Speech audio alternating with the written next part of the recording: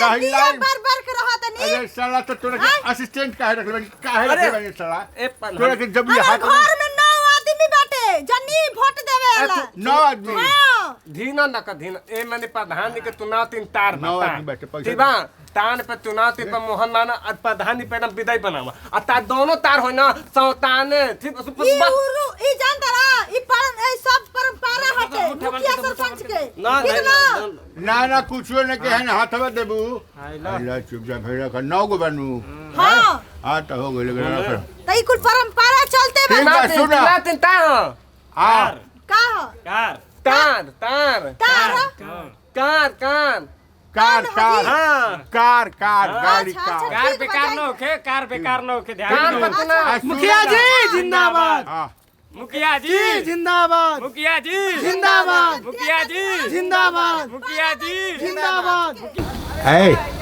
अच्छा ई बताओ कि खाली घूमते बानी कि मने गौवा के कुछ बताई बा का रिपोर्ट बा हाथ ना प्रधान जी। बता गई ए बेरी चुनाव तान तार तार दीता ता पैथा घने घने बांटी देने मानी बे आ तू नहीं ना जहाँ में 4 गोत बा ना उतानो अपने एकदम न पताथी पर थे ललनमा बा ना ललनमा 15% तो तेरे बाउतर अच्छा पताती पर तापर दीता तानी ते हां आज जीता बूटा तो बियाह मुखिया जी पा लगी पड़ा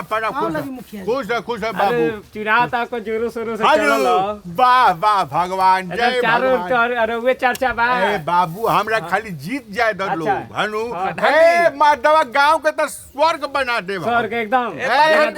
प्रधान दी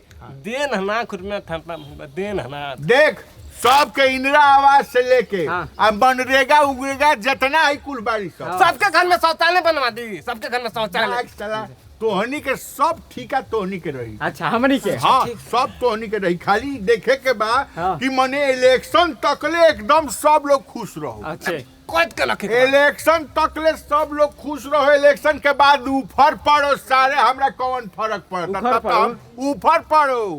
पैथा नहीं आन पैथा पैसा दिया फोकट के थोड़े हाँ